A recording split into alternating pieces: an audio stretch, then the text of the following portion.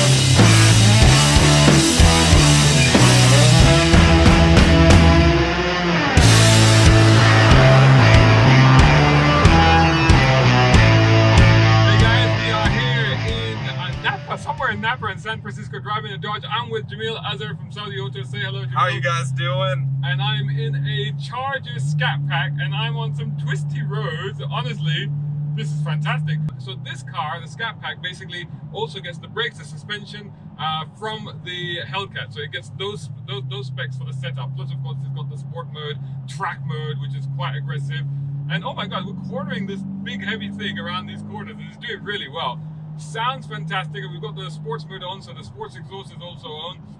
We've got the bigger brakes as well, which is good on this little road here.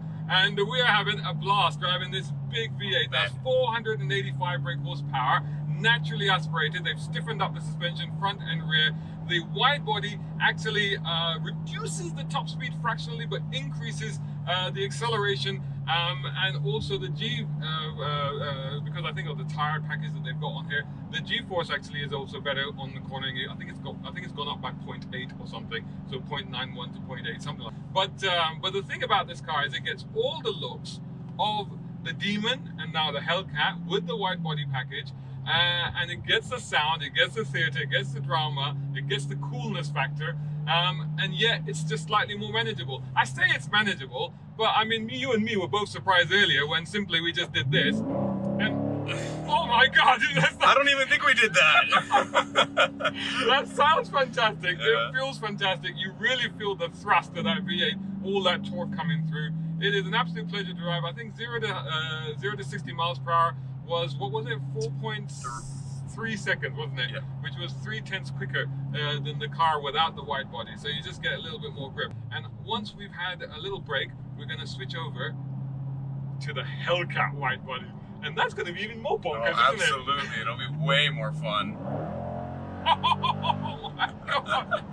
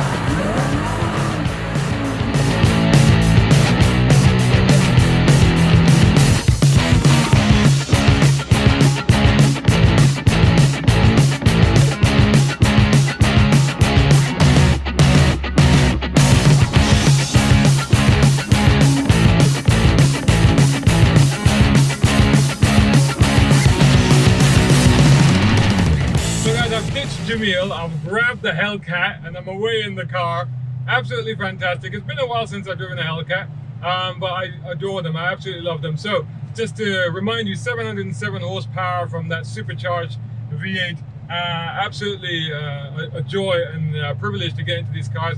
This, of course, is the wide body with the wider track on it.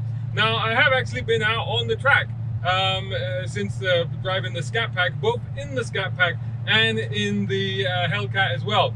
Now, the track, the Sonoma circuit, it's a very tight circuit. You know, you need to be confident in a car like that, on a track like that.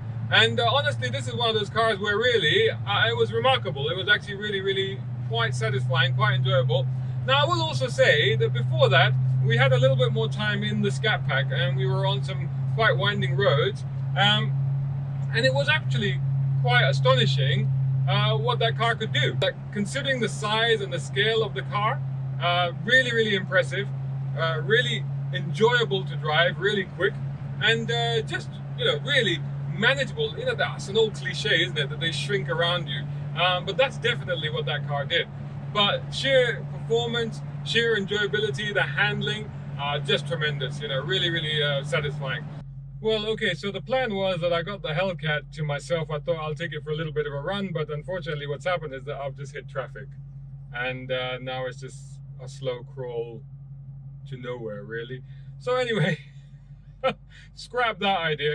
Now, what is it, 6.2 supercharged V8 Hellcat engine, 707 horsepower. Now, if you get the Daytona at 717 brake horsepower, Bilstein shocks, massive brakes on it, and of course now it's got the wide body pack.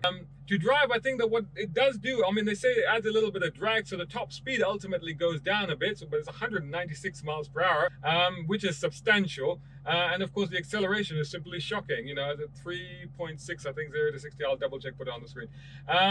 But that acceleration actually increases, and the G-force, the cornering G's are actually improved as well.